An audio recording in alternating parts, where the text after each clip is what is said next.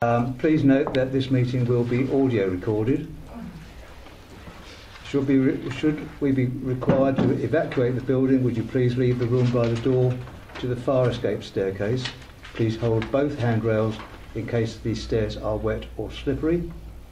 If anyone is unable to use the stairs, would you please allow others to exit the room before they go to the fire escape door, where they can then be given assistance. Our assembly point will be in the public car park at the side of the Civic Suite. Please do not delay your evacuation to collect any belongings. Please do not return to the building until given permission to do so by council staff.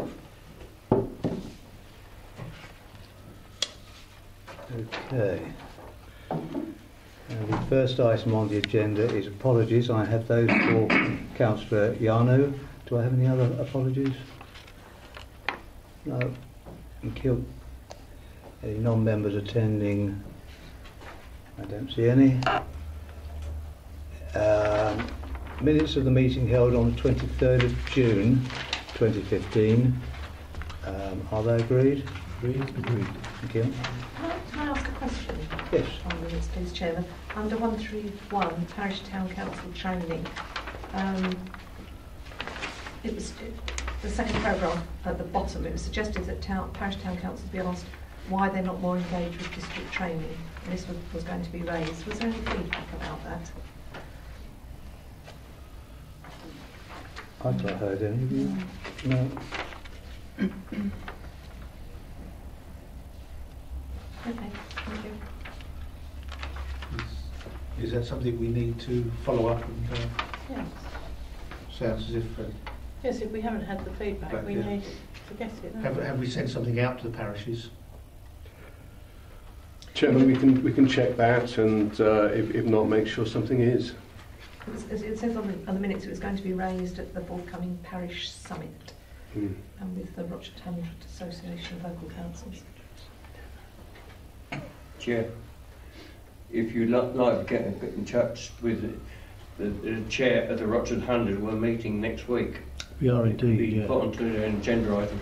I think you're a member there, aren't you? I am, yes, and I don't recall, to be fair, that specific item being discussed at the Rochford 100, but I can mention it if you want me to, Chairman. That seems to be a good idea. Are members happy with that?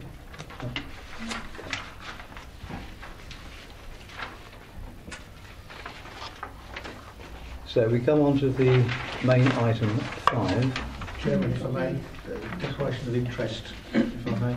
Sorry, I thought, did I not say? No. Oh, I do apologise. Any declarations of interest? Chairman of Barling Parish Council. Thank you.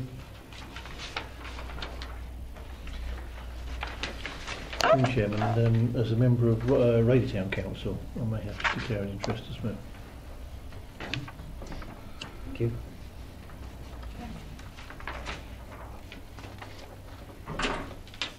Item 5. Chairman, do you want me to Do you want to just present start off on that? Chairman, is that okay? Okay, John, thank you. Yes, thank you, Chairman. This is the yearly Member Learning and Development report.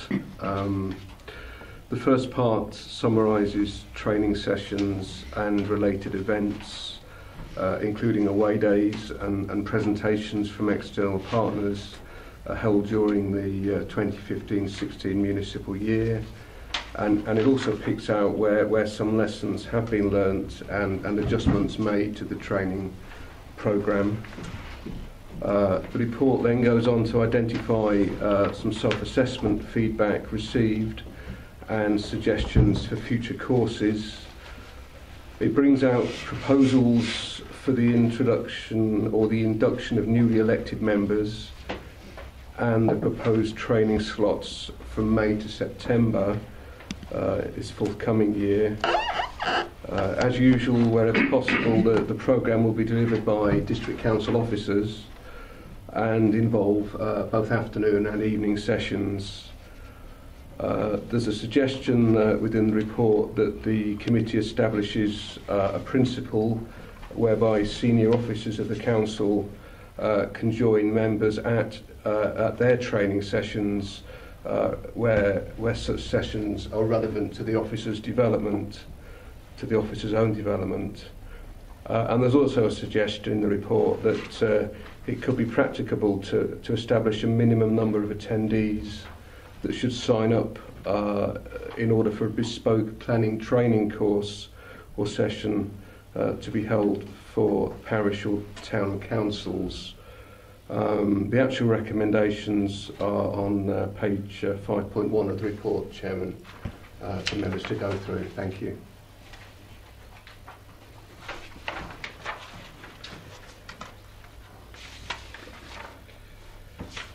Does anybody want to make any comments? Chairman, 5.6 of the report, my apologies. Yes. Thank you, Chair. A couple of suggestions, observations, really.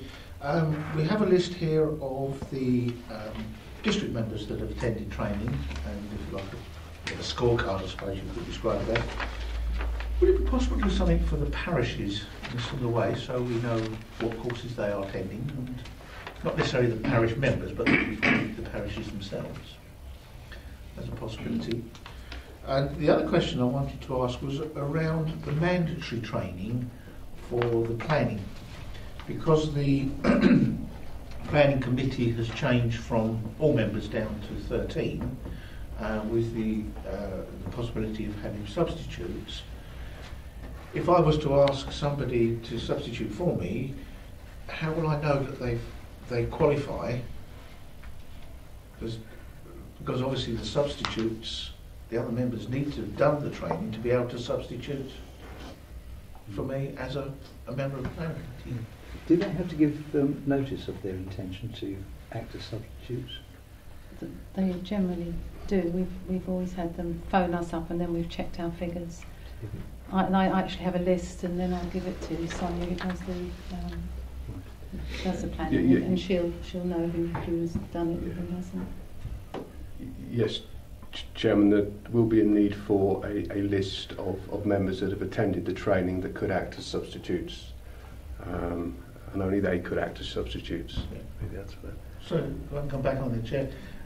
So what is the best procedure for a member of the planning committee to look for a substitute?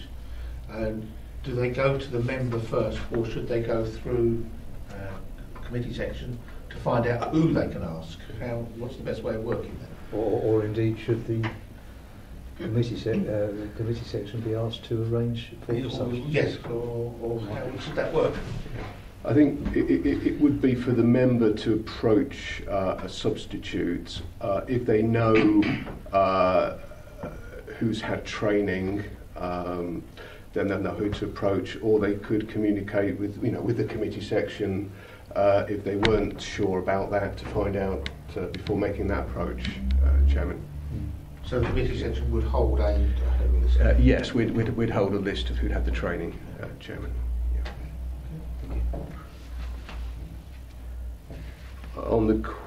If I may, Chairman, on the question of record of parish attendance at training being part of the report, that is something for the committee. It's not been something that's felt a need for previously, but that would be a matter for the for the committee.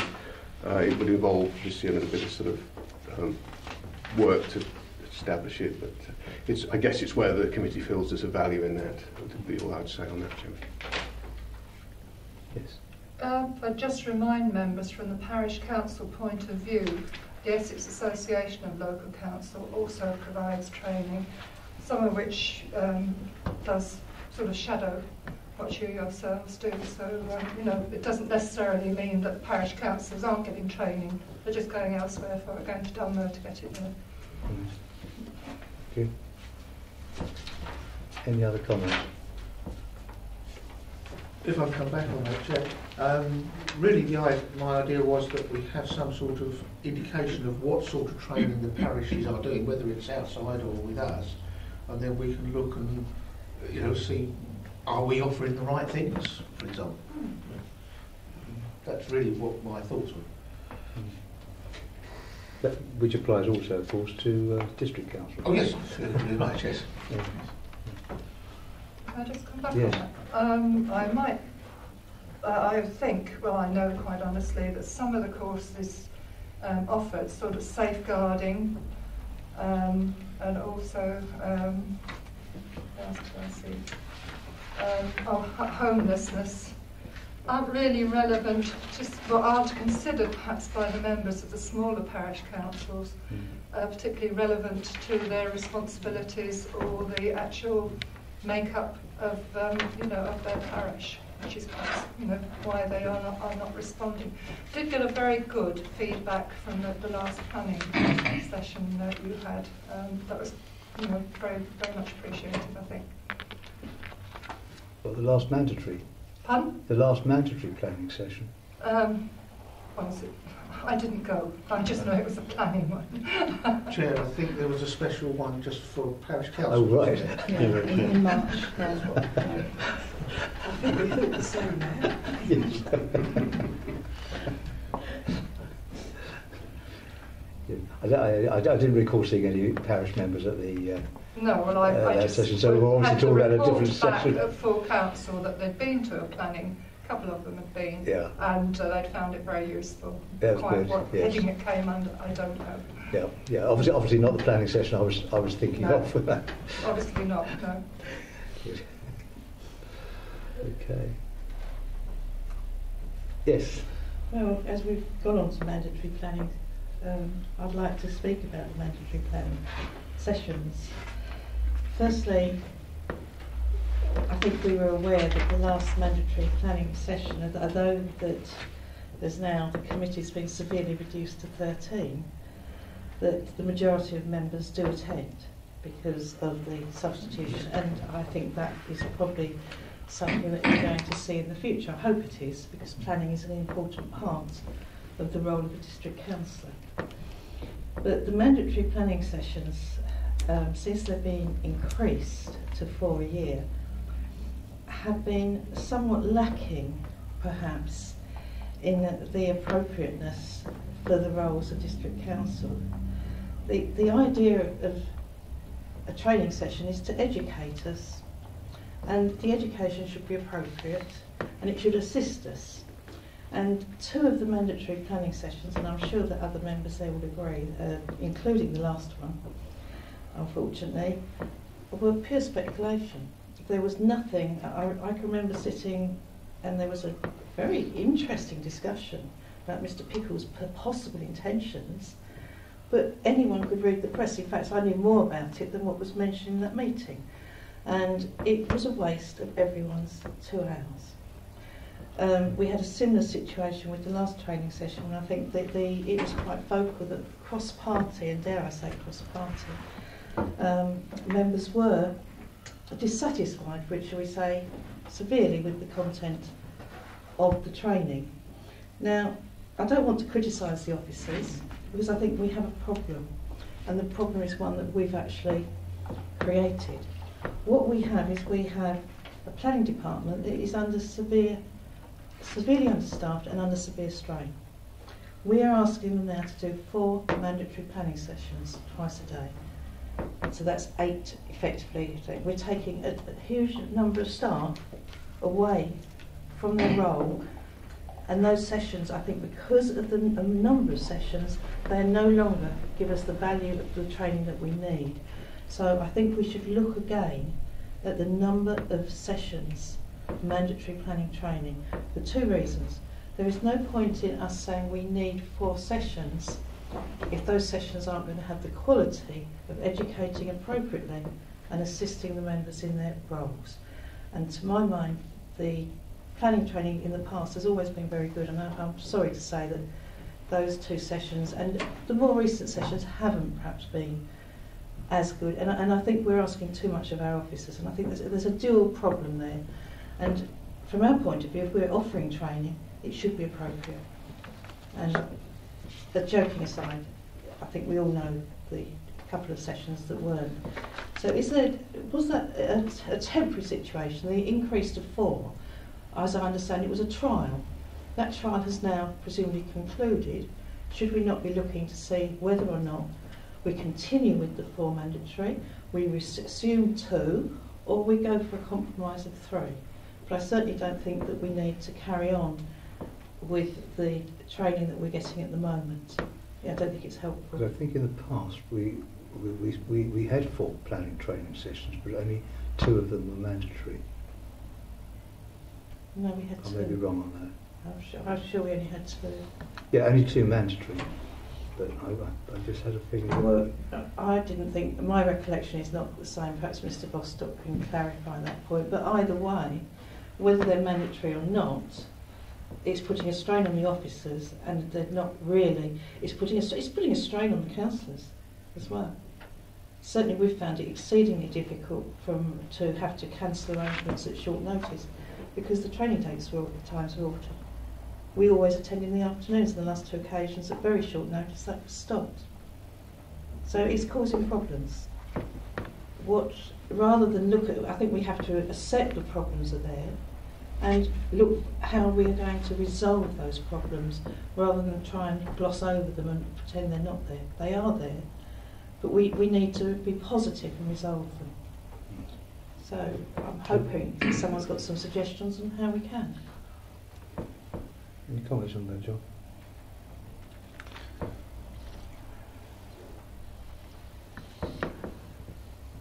I mean, I think the current situation is along the lines of there are 4 set per year, and there's a need to not miss more than one of them. In terms of the potential impact on the officer resource and perhaps what could be done around that, that is something that the committee could consider.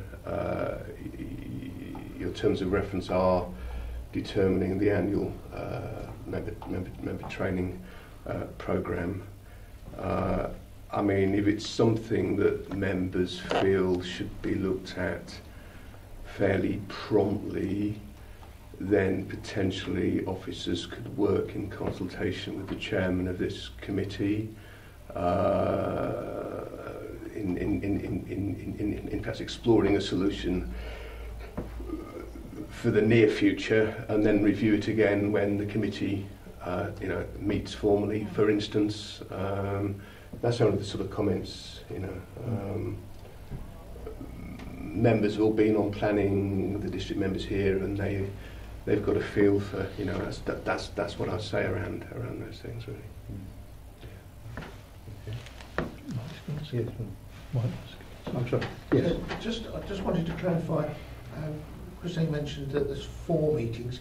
Does that include the initial meeting for new councillors? No. So I had a feeling I can't remember whether it was or not.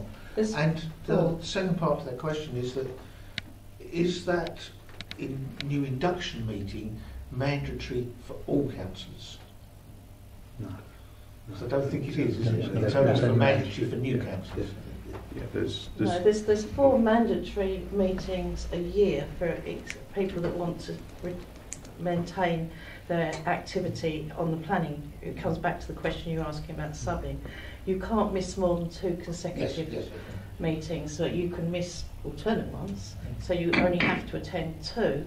But that defeats the objective. If someone's playing the game of only going to 2 when they could go to 4, if the meetings were good and the education was there, then we all should be attending. But I know that the strain on officer time isn't really part of our remit, but I do think it's something that we should be aware of. But certainly we should be aware of the quality and the appropriateness of the training sessions, and that is something that I think we need to look at. I think the other side of the coin, of course, is that planning law is changing very rapidly. Chairman, this meeting could certainly minute that it would like the quality and the nature of the training looked at. It could, I mean, a suggestion was made of the number 3. I mean, the intent of the council up to this point and this committee has been the 4 to allow for maybe 1 to be missed. Maybe looking at 3 might be way for just thinking in terms of the practicalities, a way forward, and then see how see how it looks after that. But certainly the quality, you could from here, officers could go away and look at that quality issue if members are and has the assistant director of planning for planning expressed any views on this? Well, it would be. I mean, in terms of of what training might be right, and whether or not that could be improved, it's something that we'd want to consult the assistant director on. But that is, if that's the committee's view, then that would be the right thing to do, and there may be something from that could come to a future meeting. I mean, another possibility would be to take away the aspect of the quality and thinking around possibilities, and then leave things as they are at the moment, subject to looking at that with a full report to the next standards committee in the new municipal year. Is another possibility, so it doesn't push it to just thoughts. I think bearing in mind the feedback in 2.6, from that point of view, I think it's something that we should be looking at. And there's, as you say, there's two issues. One is quality and one is quantity. And I personally feel they have an impact on each other. And I think if we were to reduce it, correct me, Mr. Chairman, but it was meant to be a trial, wasn't it? These 4 mandatory sessions. No, I don't think it was relatively recent. I don't think the 4 was intended to be a trial, or contemplated as being a trial. But I think the dropping of the afternoon session was to be a trial. My recollection, and it sort of is recollection, is that there was, it's been for quite a long time, mandatory planning training. There was a point where not all members were able to get maybe to a particular one, and there was mop-up sessions, and that became practicably an issue for the members and the officers. So the concept developed of 4 over the year with a sort of miss one and you're perhaps out sort of approach, and that not as a trial but as a as the arrangement. Because I think you can actually miss 2 sessions, can't you, as long as they're not consecutive? Yes, you can. Permutations and combinations, Chairman. Yes. We're having a discussion about this. Yes, you can. Pass.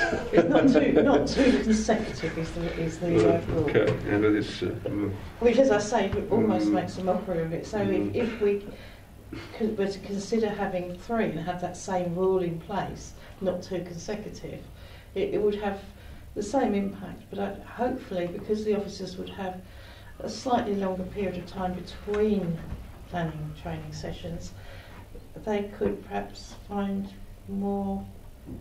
The problem with that, of course, is that the member could validly attend just 1 mandatory planning session. No, they couldn't, because there'd be 2 consecutive. First and the third. Pardon? First and the third. And just attend the second. Yes, in a year, yes. Yes. But that happens anyway. Yeah, but I think that was the problem, that, I mean, this way at least you have to attend 2 planning sessions. Yes, but as we were aware, there's training and there's planning sessions. True. And they should be training. Yes.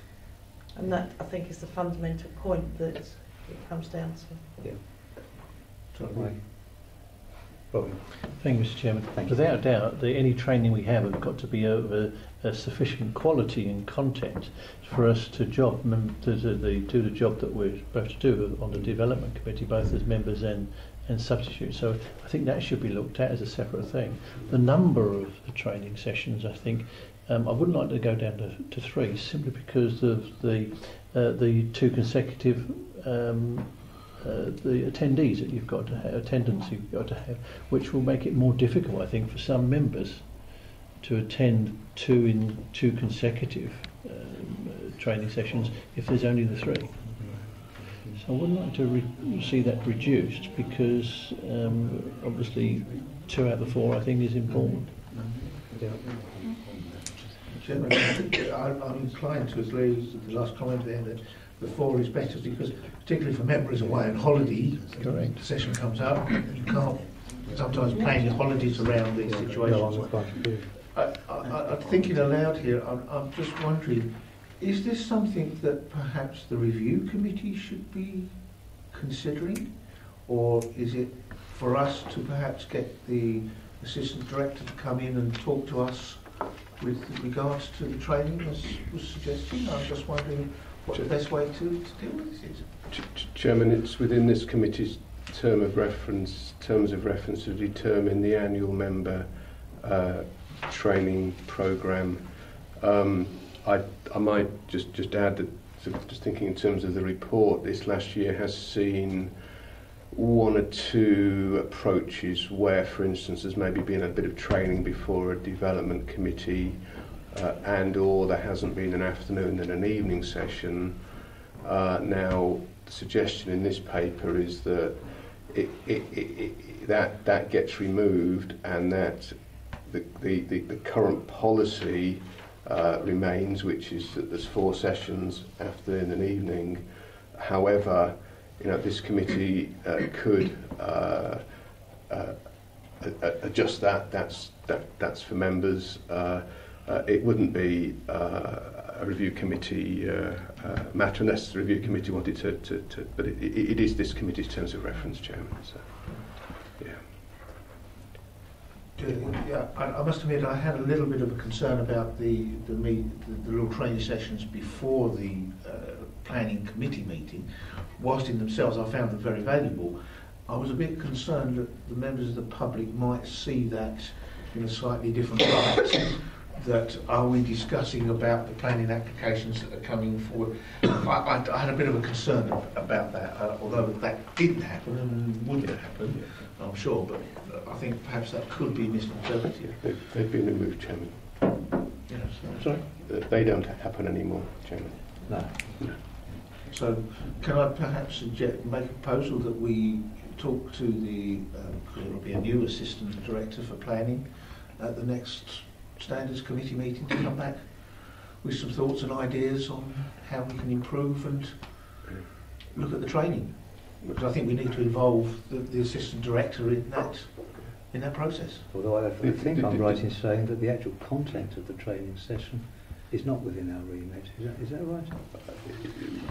Apart from in a general sense. In a general sense, the only thing, if I may, Chairman, obviously we're heading to a new municipal year.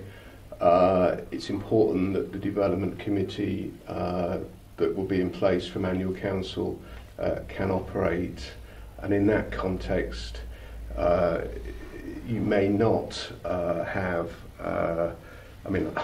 it's combinations of permutations again maybe, but you may not have if there is a different assistant director planner, they might not be in place in time but it could be that the committee could, as soon as practicable, get advice from that officer and consider the issue again in the new municipal year. To stay with the status quo until we've done that. Building out the comment that the quality, I'm getting a sense that it's quality and content.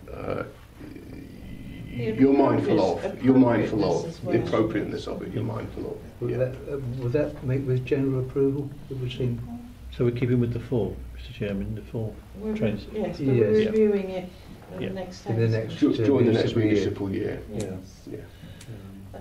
Can I, whilst we're on training sessions, Mr. Chairman, you mentioned afternoon and evening, which has been the norm, I would say, with some sessions, obviously with outside trainers, perhaps we only have 1 session. But I noticed that member suggestions said the option of morning sessions would be useful, and certainly I think anyone in education knows that people tend to absorb and learn information better the earlier on in the day, unless they're teenagers, of course.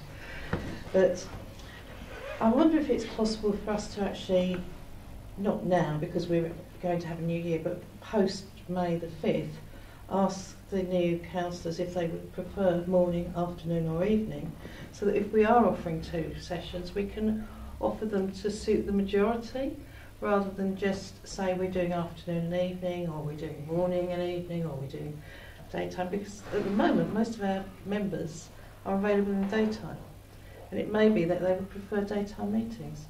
It may not be, I don't know, but I think it's a very simple thing that this committee could do, to ask the members what they would prefer, and then try and provide the sessions to meet the needs of the majority. My concern on that, just off the top of my head, is that as far as officers are concerned, the morning may be a particularly busy time, and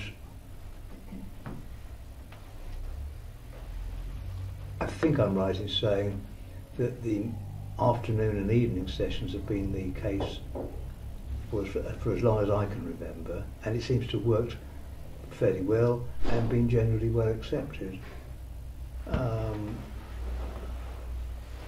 But we don't know, we've never tried an alternative. No. What are the views of other members?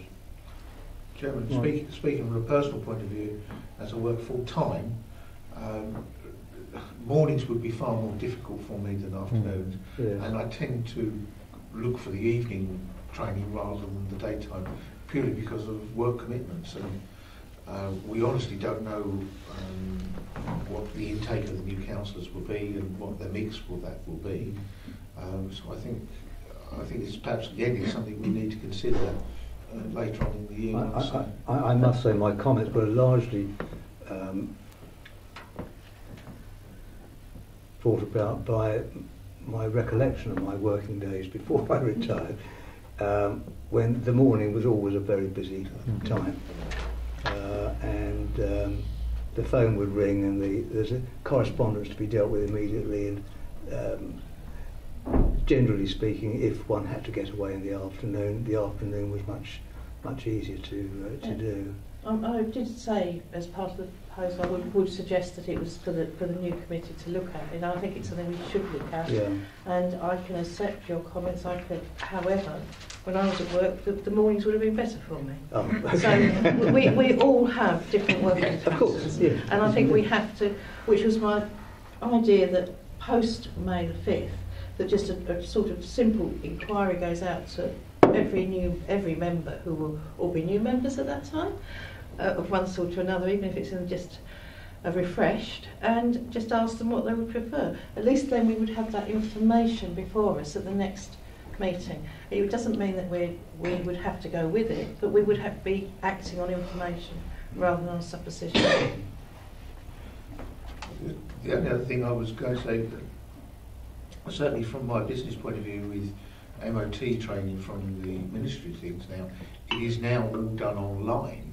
Now, whether that's something we perhaps need to consider as becoming more computerised, I don't know.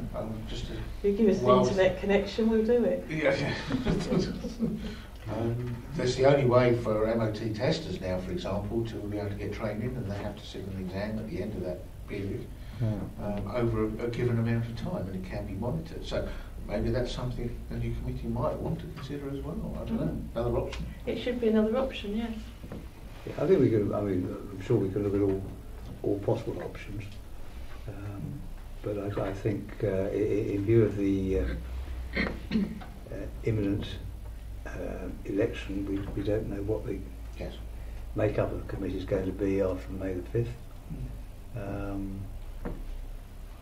So I think we can really just note these ideas, and then they might throw them in for consideration after May the 5th. Chair, if I can just add to that a little bit, if we did offer something on the internet and that sort of thing, it might be easier for, particularly planning, for the parishes to be able to get more involved with, if they can be able to do it from that side. I don't know, just a crazy thought really. I think one has to bear in mind that if you're doing e-training, you don't actually know whether the person's done the training or not. Well, I can only compare it to the... I don't know, but there's usually a test at the end. Oh, right, okay.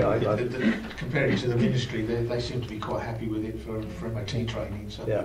Mr. Chairman, if I could just come back on that. I appreciate that the council may or will be changing to some extent after the 5th of May, but we have elections 3 years out of 4, and the council shouldn't be moribund in what it's doing because there's an election. We should be going forward and we should be proactive, Well, which is why I'm suggesting that we get the information so that the new committee, whatever the composition is, can make decisions on it. If we're leaving it, we have very few meetings. If we leave it to the next meeting, then they have to ask for that. Then we've lost almost a year.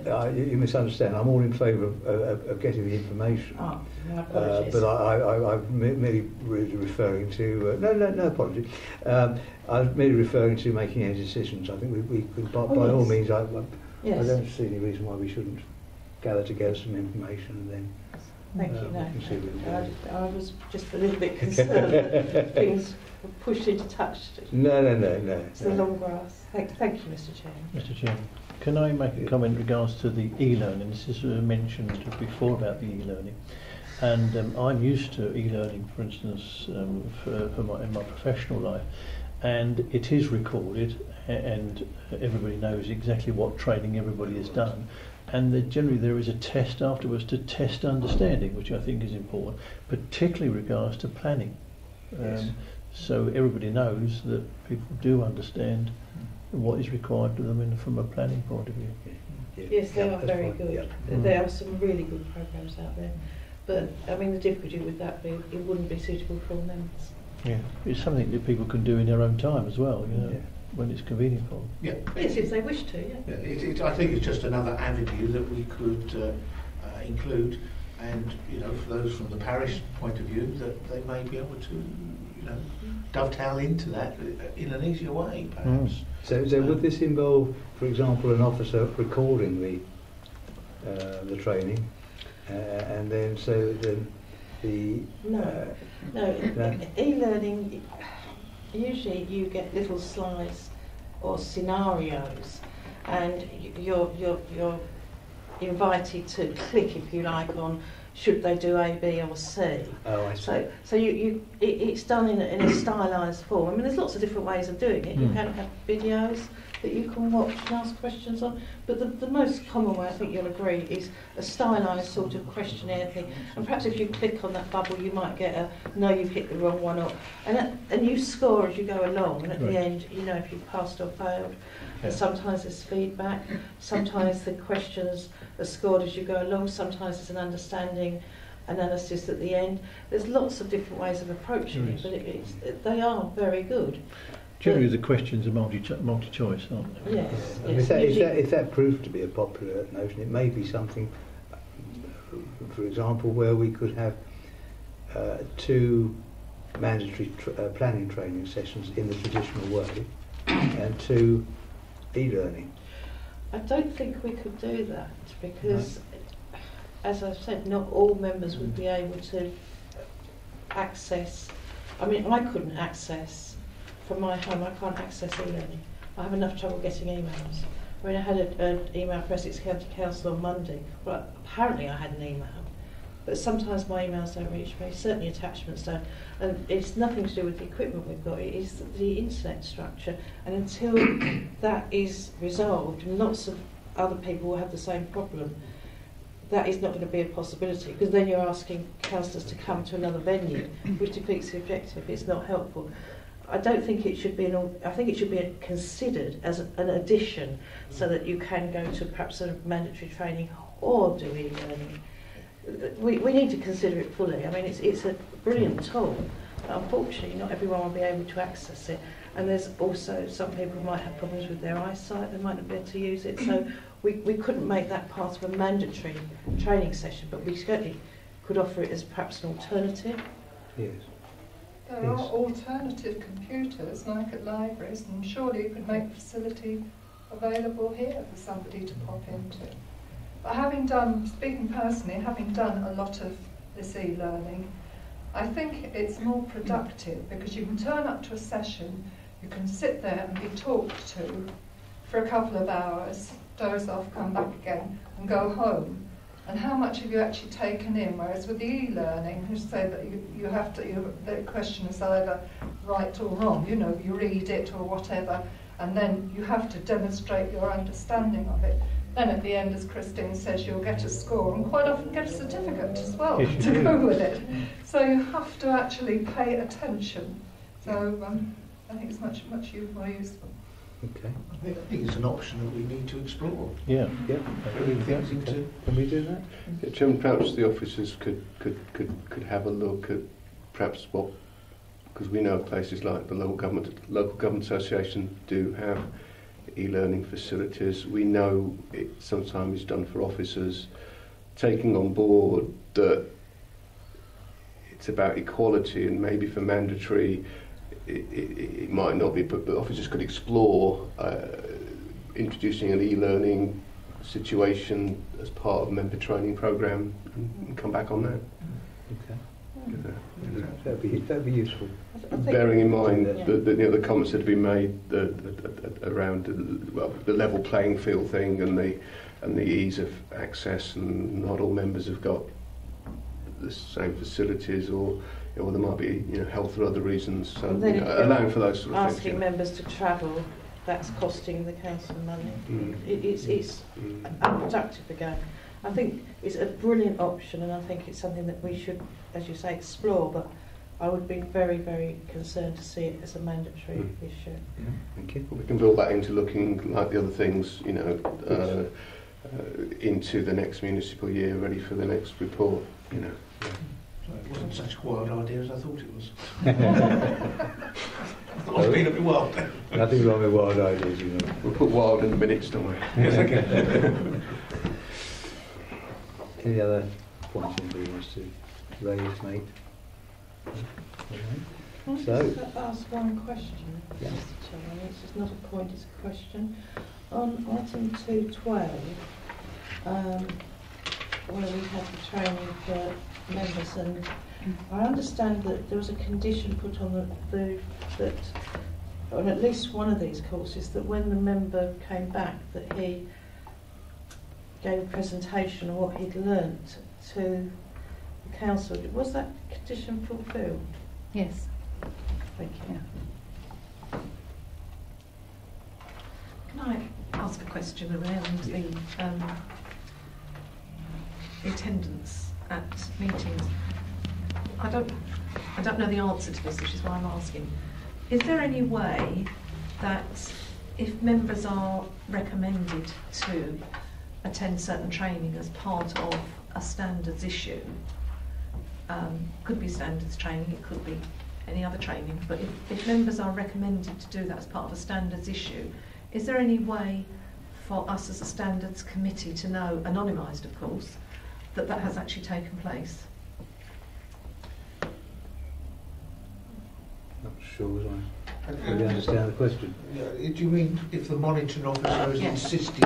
Well, if the monitoring officer has recommended Oh, right, as yes. part of a standards complaint Yes. Oh, I'm That with you, the- yes. that Yeah. a member should, for example, attend the next lot of standards training, Yes. or it could be development training, or it Yeah. could be appeals training, or whatever the issue is.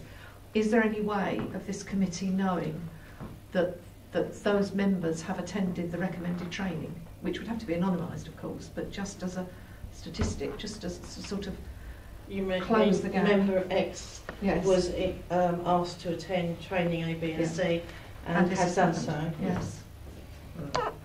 Presumably I don't know. not. It's, Don't it's, a, think it's a way there of is a- monitoring the whole standards issue, isn't it? I think And the that would whole be training something issue. that a monitoring officer would monitor, I think. Would this committee even know that condition had been placed upon that But offender, shall we would say? this committee need to know? Exactly. I think Well, I mean, I know we. at that level it would be yeah. the monitoring officer would be Yeah. dealing with it. I just wondered because, as independent persons, that's part of our role, is that we discuss and recommend, don't we, with the monitoring officer in Yeah. certain cases. And I just wondered, don't know, it's off the top of my head, whether there was any mechanism for us as a committee to know that those recommendations had been carried out. because it's about increasing the competency of the members, isn't it? I don't think there's a formal, unless I stand to be corrected, I don't think there's a formal mechanism for that. Well, I didn't think there was because we've not had it before. But presumably this is Why I something asked. that the monitoring officer would liaise with the relevant independent member, that is to say, the independent member that the monitoring officer had consulted in connection with that particular complaint, and would liaise. Well, that doesn't happen. No, it was just, you know, I just wondered as a way of monitoring the development of members that have had recommendations made. That was all. Don't think so. Well, Chairman, I'd just maybe comment that obviously there are occasions when a monitoring issue would get as far as a subcommittee of this committee, and I only thought tonight, here I am again, we're looking at the training report, which is important, but not a standards matter. However, the monitoring officer, where they reach the point in the case where they need to consult an independent member, would have their own mechanism for keeping tabs on and going back to the independent member if there was an issue around. Okay. And I think, you know, that's, you know, the way it would normally be. It's also, I suppose, a question of what value the committee would place on having. I mean, this committee, I know, used to have lots of information about all sorts of things, and it's about what's felt useful. I'm not saying it isn't, but it's just, you know, it's not a straightforward thing, if that makes sense. That was just something that occurred to me. That was all. Stanley. Originally, if somebody was in breach of one of the procedures and a monitoring officer was told of it, they went to an independent member and made a decision whether that person should be spoken to, if it could be resolved. Generally it was, and that was the end of the matter. If it got more serious, we've only had about 6, I think, in nearly 10 odd years. It then came to the subcommittee who decided what to do. And out of those, I can only recall 2 that it went any further. They never reported back and never have what happened. It was assumed that it was solved. And in the last couple of years, I think I've been approached twice. The end result of it, I am unaware of. Yeah. Yes, absolutely. Not that I want to be aware of, but I am unaware of. And I believe that at the end of the year, there may be a little report that said over the last year, these 2 breaches have been dealt with, and that's the end of it. Yes. I felt that was the case. I don't think it's changed, No, actually. no. So, yeah. So that monitoring officer Yeah. would be the only one who would know whether Yeah. the person went through the proper training or whatever happened at the time. I would presume it's the monitoring officer's responsibility to ensure that that is in fact carried out, isn't it? Yes. Yeah. Yes. Yes. Yes. Okay, thank you. Okay. Anything else? No.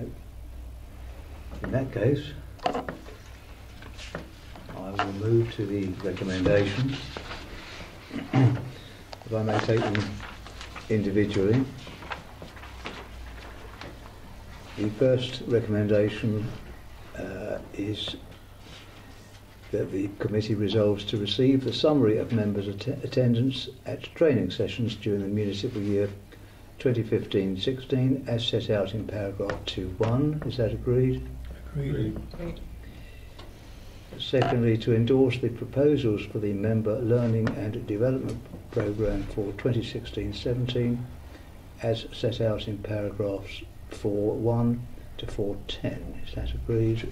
Chairman, we will be adding the observations around the development committee training, e-learning, and one or two other matters just around that area. Thank you. So, as amended by that, yeah. That agreed? Agreed. Agreed. Thirdly, that it be agreed in principle that where appropriate, senior officers be invited to join members in attending certain training sessions where this training has been requested in the course of a staff appraisal. Is that agreed? Agreed. And finally, that a minimum number of attendees be established for planning training sessions organised by parish or town councils. One point on that, if I may, Mr. Chairman. Yeah. Do we need to establish what the minimum number should be? Don't think so. What? Is that within our remit, or is that a matter for? It would be a matter for the committee, and it might be useful guidance for officers. It's here on the basis of the paragraph at the top of page 5.6, where the last training session run by the assistant director planning, there were 4 attendees. It is for the committee. If it has a view, it might think, well, perhaps it should be 7 or 50% of the parish and town councils or something else. But the officers haven't made a recommendation on that, but it has just raised its head, Chairman. Yeah. Any views on that? Chair, I think it's difficult for us to set a number because obviously there is a cost for a training session. I don't know, let's say the cost is £300. If 15 members attend, then the cost is obviously going to. How do you set the cost? How do you set the number against the cost of it? I'm not sure how we can do that. It was probably varied depending on which. Yeah. Of course it is, yes. If it's an outside person coming in to do the training, then obviously the cost will be higher, so you need more. I think the only thing we could say is it needs to be cost effective. I don't know how we can judge that number. I mean, Chairman, this is training offered on council accommodation by the assistant director planning and all their staff. In terms of cost, I guess it's officer time, which has had a bit of an airing earlier on. I'm just observing that. But if members, I mean, the training's free of charge for each of the parish and town councils. It's just whether the committee had a view on a number, or it can leave it that there isn't a view, and that if there's 2, and it's held, or there isn't an officer. I think we would need to have a procedure to establish a number. Yeah. I think, Mr. Chairman, we need to have a view. That's what we're here for. What that view is. I mean, don't one know. option, I suppose, is that we could simply leave it to the discretion of the assistant director. But whether you want to do that or to reserve it to this committee. No, I'm sorry, Mr. Chairman. I think that the committee should take the decisions that it's empowered to do. I don't think we should be delegating too much to staff. I don't think it's fair, and I don't think it's right. Well, it's But- delegated the practicalities rather Yes. than anything else. But having said that, it's a difficult one. I don't think I understand the cost effectiveness argument, but I think when we're training parish town councils, the cost effectiveness perhaps isn't the only objective. The objective is to raise the standard of education, going back to that chestnut, I'm afraid. So I don't think the cost effectiveness is a rule we could do. But if we've got 14 parishes, I would expect if half of them aren't attending, then perhaps we ought to be questioning why they're not attending. And when we were offering this, and I would have expected perhaps us to be inundated, not 4 out of 14 parishes, and most parishes have an average of, I don't know, 10, some are 16, some are much smaller, I know, but you know, if you take an average of 10, you've got 140 people, you've not got 10% coming. So perhaps a percentage, I don't know. Sorry, it's only the first place that is free of charge for each parish. But that's still 14 parishes, so you've got 14 Still have potential 14 free places. free places, which either says the training is not appropriate, or I don't know what it says, but there's a problem there. There's a problem if we've got 4 people attending potential 14 free places. 2 of them are Hockley, I think. So unpaid. There you go. But there is an issue. This is why we're raising it at the Rochford 100, and I hope we'll be able to give you some feedback from the Rochford 100 meeting. At the moment, I wouldn't know how to resolve that. But I don't know difficult the one, detail of why people aren't attending. Chairman, I think perhaps we're going to do a little bit of a survey of the parishes and the Rochford 100. Yeah, Perhaps maybe we need to have the results feed of that back as well. You know, Yeah. that's as to why they're not attending. I can only speak for my own parish. I think we've got other parish members here this evening. You know, they want to comment on it. It would be easy to say there must be a minimum of 50% of the total number of parishes, which comes back to 7, effectively. But whether that will actually work out to be right or not, only time will tell. I think somewhere we've got to put a yardstick, but perhaps if we can hear back from the parishes, and then... Yeah, perhaps that's another thing we can... Just a thought, Chairman. Consult parishes. There's no restriction from what I can tell on when that training's held during the year. Have a report back to this committee so that you can make a more informed decision based on what's being discussed then. Yeah, thank you, John. It may be just that purely the time of year. We don't know. Well, that's, yeah. We If don't I know. have it on Christmas Day, Chairman, And of course, everyone will be there. and of course a cost, because they get one place free, don't they? But any other, they have to pay the £40. Yes, but you've got at least 10 people. We have 2 at Hockley. You've got 11 free places that weren't taken advantage of. So there's something fundamentally wrong. It's rare for people who have an interest not to want to, you know, take part and to learn more about that interest. Yes. Which, I mean, that's the thing, you know more about this than I do, probably. Well, this is a discussion that's been going round and round and round. Why aren't parishes attending development sessions for years? Yeah. We never come to any conclusion. Because we never get an answer.